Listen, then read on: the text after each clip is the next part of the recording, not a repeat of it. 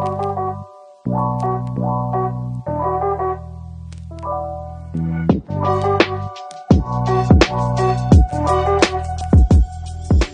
everyone. Welcome to another episode of the White Belt MMA podcast, and it's an absolute pleasure to have on the show today, UFC welterweight Darian Weeks. So, Darian, how you doing, my man? I'm doing good. It's a nice day down here in Sedalia, Missouri. Not too hot, not too cold. And my day is hadn't been too busy so far, so I'm doing great. There you go, brother. There you go, man. So, hey, Darian, man, I've been wanting to talk to you, man, especially since, UFC 273. First things first, man, how do you feel since that fight, man? Because, watching that fight, man, it was, even though you lost, I do feel like it was a competitive fight in my eyes. So, for you, Darian, how do you feel coming off that fight? I feel slightly disappointed just because, we had a game plan for that fight. Mm-hmm. The game plan didn't go through how we planned it.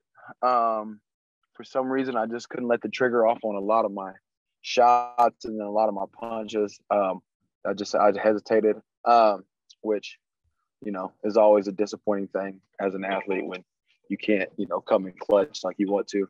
But yeah, I agree with you. I feel like even though I didn't, display everything I had, I still feel like it was a competitive fight. You could tell Garry was hesitant to interact or to exchange with me. So, we just got to, live and let learn, you know what I mean? So, it's on to the next one after that, you know what I mean? No, 100%, man, 100%. And, man, how did it feel being in that crowd, man, especially, man? Because, it was your first fight in front of a big UFC crowd, right? Because I know the first fight was at the Apex. So, what was the difference like, man? Because I can only imagine the adrenaline was like probably on like times 100. Yeah, it was nice actually. It was I felt cool coming out. I felt calm, in there. I felt great in the ring. I was maybe a little bit distracted of how, loud it was in there, maybe, you know what I mean? But other than that, it felt wonderful. I can't wait to, get another opportunity like that again. Hopefully my next one is in the same setting, you know what I mean? Because, the first time, you're just getting used to it, you're feeling it out, and you're walking through that crowd for the first time, and that second time or third time I come out, I think I'll feel more involved with the crowd and more, fluid with how I react to it. 100%, man, 100%. And man, Darian, one thing I like to do when I get fighters on here, man, right? We start kind of talk about the present, right? Where you're at now, but I kind of want, to reminisce a little bit, right? I want to go back to your start. So Darian, talk about, how'd you get into the sport of MMA? Because, I saw that you played a little bit of football back in your day. So, for some people, they stumble onto mixed martial arts. Other people, they get through it through, friends or family. So for you, what was your story, man? Because, going from football to MMA, even though they're both, contact sports, very different in a sense.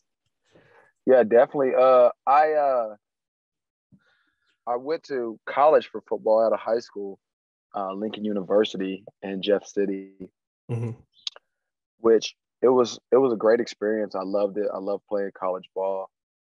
Yeah, you got to really boost your athleticism with the type of workouts they put you through, the type of conditioning, and then the level of experience of the other players. I got out of college, wasn't really great in the education of college, or what do you call it? Going to classes and stuff like that wasn't my strong point. In college, they kind of, they don't baby you like they do in high school. It's either you do the work or you fail this class. So I found myself, coming back to my hometown, just really wanting to stay active in athletic sports. I was still in my mind that I was going to compete athletically on a professional level. So I stayed, working out, stayed in it. Then I had one of my coaches right now, John Moppins, came to me and he asked me if I could train these few guys for wrestling. And they were, 24, 25, not high school wrestlers, not college wrestlers. So I'm wondering in my mind, like, why do you want these people to learn wrestling? Like, are they doing this for self-defense or, I don't know what? He said, no, I'm actually going to put on a mixed martial arts show here in town. And I said, mixed martial arts, what do you mean? Like UFC? Like, you talking about like Chuck Liddell type stuff? And he's like, yeah, something like that. Not as abrupt, but yeah, it's going to be along those lines. So I told him, I said, yeah, I'll teach him wrestling, but how about I train too? See what you can do with me. Mm-hmm. He asked me, he's like, all right, well, the show's gonna be in 2 months. You think you'll be ready? And I had been, like I say, doing sprints, lifting regularly, doing workouts for obviously football. Mm-hmm. So I told him, yeah, I could do that. Let's try it. He put me up in there for the first time against a guy who was 4-1. At 185, I'm like, okay, well, that's all right. You could have gave me a little easier start, but all right, I see. Went in there, whooped the dude up all 3 rounds. Split him open, ground and pounded him. And I mean, from that moment on, even just the beginning of the fight, the moment I touched somebody with a punch to their chin, me wrestling them, the intimacy of the fact that it's 2 people there and just ground and pound and getting the freaking, go to fight to the what you think in your head at the moment to the death, you know what I mean? So I'm like, yes, let's go. And I told myself from then on, I'm like, if this takes me anywhere or not, I'll do this for free every day of the week. This is just such an invigorating sport. This is the sport that has the highest adrenaline and also like the highest reward because it's not a team. You don't have your teammates to the side of you saying, oh, yeah, we did it. It's you did it. All eyes are on you. All eyes are expecting you to win or lose against another man who's like, yo, you're not going to beat me in front of these people. And coming out with the win is just, it's intoxicating. No, 100%. And like you kind of said, right? Like you kind of said, like the feeling of that win is intoxicating. So like, people around you, man, friends and family, man, after you got that first W, man, like how did it feel? Like but what was the celebration like? What y'all do after that first win? Yeah, it was crazy. Actually, and I will say a lot of my friends and family, they seen the guy I was going against and they know I'd never done anything, fighting wise inside of a organized cage before. They all told me I was going to get beat up. They all told me, they're like, you're going to get knocked out. You know what I'm saying? Yeah. They all told me you're going to get knocked out this first fight and you're never going to want to do it again. So get it out of your system. So after the win, they were just as excited and as shocked as I was. So it was crazy. We stayed up all night talking about it. From that win, that very first win, till like maybe my second or third win as a pro, every time I win, I stay up all night. I mean, till the sun comes up, talking about what I did, what I didn't do. Oh, did you see this? Oh, yeah, this was crazy. Next time I'm going to do this. Oh, we're going to go here. It's such a fulfilling feeling that you can't go to sleep. I don't know how a ton of drugs feel, but I feel like, looking on the outside where you see people on drugs and they're staying up all night, it's somewhere around that feeling that must be, because there's no way I almost could stay up 2 days in a row if I, wouldn't make myself go to sleep the second night. So that's what made me fall in love with the sport, made me, grab the sport with both hands and just run with it, you know what I mean? And it ends me up wherever it ends me up. No, 100%. Yeah, and I consider myself a nerd a little bit. So like, when you're imagining this fight a little bit, you're going through this fight in your mind. Are you kind of seeing it like a Rocky movie, like a Dragon Ball Z episode type of like, yo, man, I hit him. Like obviously not to that extent, in your mind. Yeah. More Dragon Ball Z than Rocky probably. I'm an anime person myself. Dragon Ball Z is probably one of my most favorite animes ever made. And that's exactly that's the feeling I get even all through the training camp, training for a fight, thinking about a fight. When Goku is training for a fight, he's making sure he does everything possible. What's the most craziest training I can do? Now let's times that by 10. And so I try to maximize myself as much as I can, and know that I want the person who I'm fighting, whether it was in amateurs or now in pro, I want them to have the best skill ever. Be as skilled as possible, because I want to test myself to that nature. And I mean, that just all came, I think it all stemmed from my competitive nature within football. And then also the start of my career, you know, there was no easy fights. There was like, yo, these guys have been doing it. You just jumped in it. You're 21 years old. What do you want to do? You know? And I'm like, well, okay, well, let's fight them. Who cares how many fights they got? Who cares how many wins they got? Who cares if, you know, they've beat people left and right? I'm ready to get in there and, you know, do damage. So. No, 100%. A couple fun follow-up questions from that, though. Since you said you're an anime fan, since you said you're a Dragon Ball Z fan, right? You know what I mean? Favorite Dragon Ball Z story arc, and then second follow-up is a couple other animes you watch in your time since as an anime fan. So my favorite Dragon Ball Z star would have to be Gohan. Gohan. Because anybody who knows anime knows that Gohan is actually the strongest Saiyan that there is. But he chooses to, you know, kind of be, you know, subtle, live a life of subtleness, and not try and really kind of be as showy out as his dad. But then when Frieza comes back the second time and they have that war or whatever, and Gohan gets seriously damaged, and, you know, for a second the fate of the world relied on Gohan's shoulders and he could not pull it off. I love that whole episodes after that, because Gohan is training like crazy, understanding like there is not an opportunity for me to be caught slipping again. So that kind of fire that awoken up in Gohan and later on in the episodes creates him to be, you know, one of the top guys, you know, right up there with Vegeta and Goku. Really makes me love that character. And another anime that I like would have to be, and it's fairly new. I mean, I don't know if they had any books out about it or anything. I'm not that depth in anime, but I have been watching Baki season 1 and 2, and I think there's a third season out now, but I'll have to check. But Baki is, it's right up there with Dragon Ball Z. Really? They did a beautiful job with Baki. Even the description of how, you know, of different styles of where it comes from in ancient times. And I've looked up a lot of these descriptions that they're doing, that the author is doing in this, and they're right. The narrator, I mean, he is correct. I mean, they all are correct things. So it kind of puts in perspective the different martial arts that you can use, the way the strength of the human body, what you are capable of when you know, not only put your body through rigorous and hard training, but when you put your mind through it as well. So Baki it's almost beating Dragon Ball Z for me. When I check out this third season, we'll see what it brings. I mean, I guess I'll have to check it out too, man, because I've actually never heard of it though. But the fact that you're saying that it's on par with Dragon Ball Z, bro, like, hey man, you put some high expectations, so I'm gonna hit you up. Like, yo, it's that good. So we'll see. We'll see.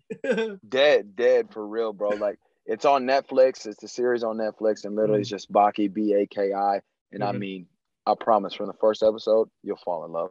I got you, bro. I got you. I mean, like I said, I'll hit you up, man. I'll be like, okay, man, you're right about that. For sure. Man. So yeah, man. So to bring it back to your career, man. So, you know, I've seen you have, you know, answer this question, you know, in other interviews as well, man. But like, you know, you had a really big amateur, you know, career. You know what I mean? Most people, they have like 4 or 5 amateur fights and they go right into pro. So for you, man, what was kind of the mentality behind having that like many amateur fights? Is it kind of like the mentality that a lot of boxers have in their career, is, you know, get that experience up, you know, in the amateurs records to obviously, you know, in the pros to be as polished as possible? Yeah, that I feel like that's what it is. Yeah, I had thought to myself early in my amateur career that I would do that. You know, like I would just have 4 or 5 amateur fights, and then go ahead and take off to pro. I went ahead and I was 5-0 at amateur when I took my first loss in the amateurs, and it was because of arrogance and lack of preparation. The opponent wasn't better than me per se, might have been better at a couple things than me, but wasn't better than me per se. And that's when I was like, okay, in order to kind of weed out the cockiness thinking or the lack of preparation or, the kind of getting used to different fighter skills, the way they react in the ring, the way they portray themselves. I really wanted to get that out. Kind of like, I guess it would be kind of like how boxers do it. So, and also I had an opportunity to fight in a 5-day tournament in a different country called Bahrain. So that alone I really wanted to do because I'm a guy, like we said, we seen anime or we seen Mortal Kombat, and that to us is the pinnacle of actually fighting. Who gets to get thrown through this other country, get an invitation, 68 different countries are there. You're fighting against the top guys that they've trained to fight in this competition. That for me was like, this is where I need to compete. And so I wanted to do that. I did that twice actually. And then I did one in Australia. So, just being able to get that experience with so many other athletes that I would have never got to go against in America, let alone competing in the Midwest, was just kind of my grasp on might as well do this, because once you step over in that pro, you can go anywhere. You can go anywhere in the country, and then anywhere in the world is where you might compete. So, I didn't want anything to be new to me. I didn't want, that feeling of my first loss to be brought back up to where I was ill prepared. I was over cocky. I didn't understand my opponent, and which drew me to that loss. So I was like, yeah, let's get this out the way. And then when we fight people in the UFC or we fight people in the LFA, if we go over to wherever we go, we'll be prepared no matter who it was. So that's kind of my reasoning for having such a long and extensive amateur career. 100%. And you saw that too, man. Once you turned pro, man, you came off hot right off the bat, man. 5 wins on the row, and then you end up getting a call from the Contender Series. Obviously, that didn't work out, but then you get a short notice fight against Brian Barberena. So, like, first things first, man. How did it feel when you found out that the Contender Series opportunity fell out? Like, were you kind of down on yourself, or you're just kind of like, hey, man, like, it's going to happen. It's soon. I'm on the radar, so just gotta stay ready. Or what was the mindset around there? I'm a very faith-driven person. So when the Contender Series fell out, I really had to rely on my faith because, yeah, like anybody else, I was bummed out. I was almost angry. I had to catch myself a couple times. I prayed about it, and what I said was, it's in God's hands. There's no control over for me at this point. The opportunity is gone. So obviously there was a bigger calling at that point for me. So I went ahead and, let it be, which in turn turned around to be, a bigger opportunity. May it have been a short notice? Yeah. But it really put me, more in the eyes than it did, than it would have in the Contender Series. And not only that, I didn't have to fight for my position to be in the UFC.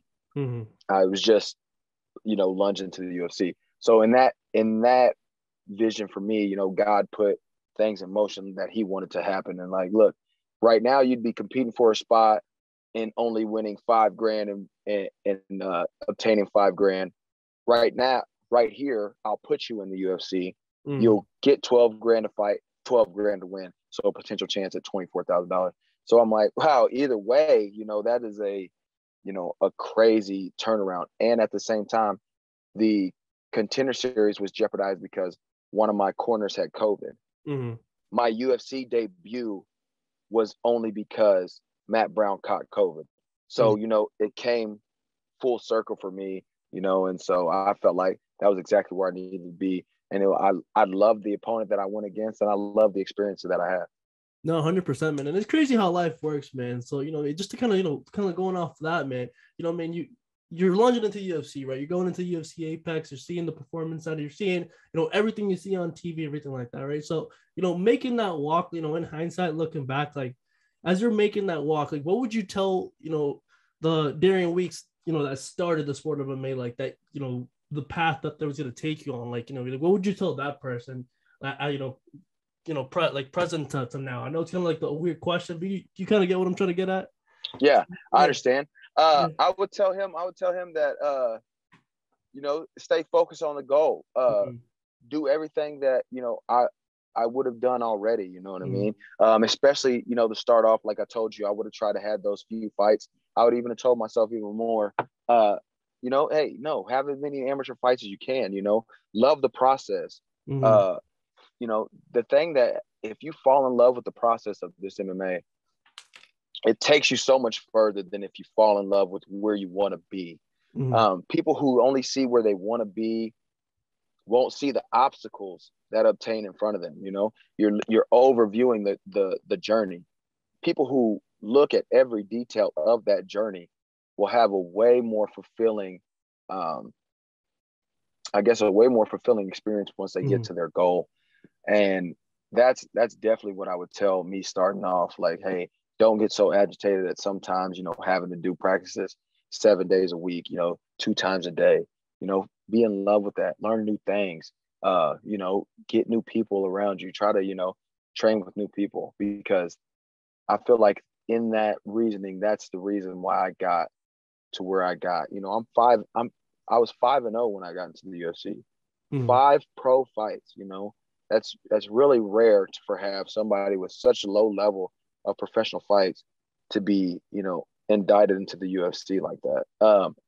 And I feel like that was from, my experience of amateur career. They understood, even though I'm just a newly pro, I've been doing this sport, I've seen fighters, I've seen, different types of styles.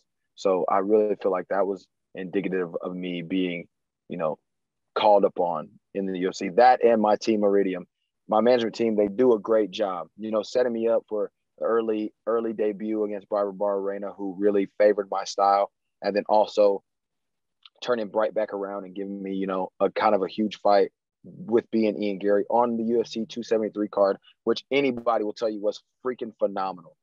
So I mean, I got to give it all to them. They really pressed their job and they did their work, and they put me in the positions that I needed to be. Yeah, man, beautifully, man. Well said. And so I kind of have to ask you, man, especially being on that card. Even though you fought, did you happen to watch that Hamzat and Gilbert fight, man, a little bit too? Like, what you think about it, man? Because I'm still buzzing about it too, to be honest. For sure. I thought Gilbert won. I definitely thought he did enough. He had his fair share of takedowns. He had his fair share of drops. He dropped them, 2-3 times.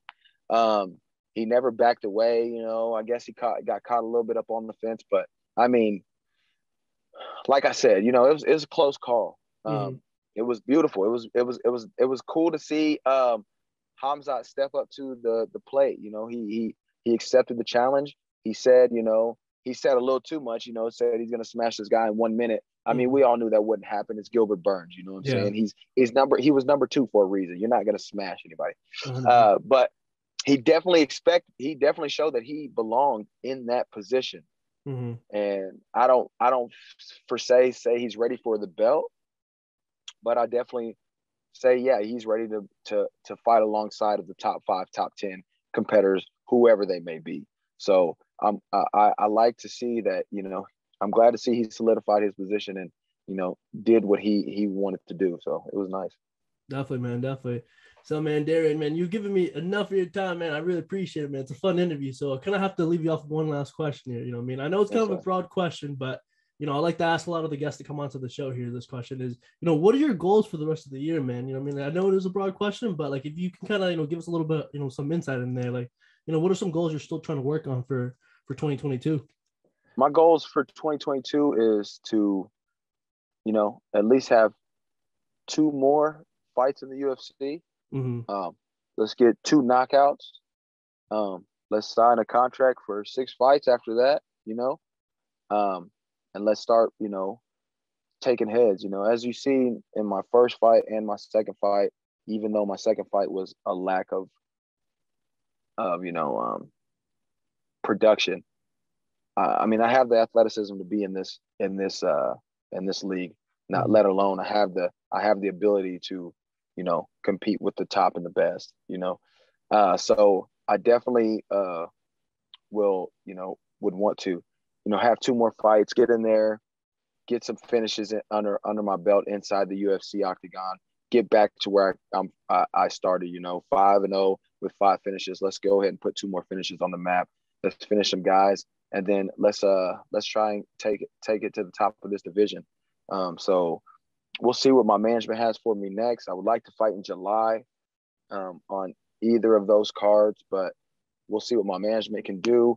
We'll toss around something, and we'll see where we're at. But those are my goals so far for 2022. Definitely, man. Definitely. I'll definitely be supporting you along the way, man. Before we go, do you want to plug in all your social media so everyone watching can go and follow you, bro? For sure. Everyone follow 19 Darian 93. That's my Instagram. Follow Darian Weeks MMA. That's my Twitter. Follow Darian Weeks. That's my Facebook.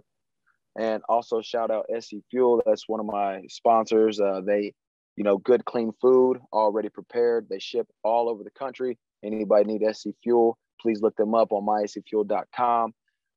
Also shout out Team Iridium. Thank you guys. Best management in the world.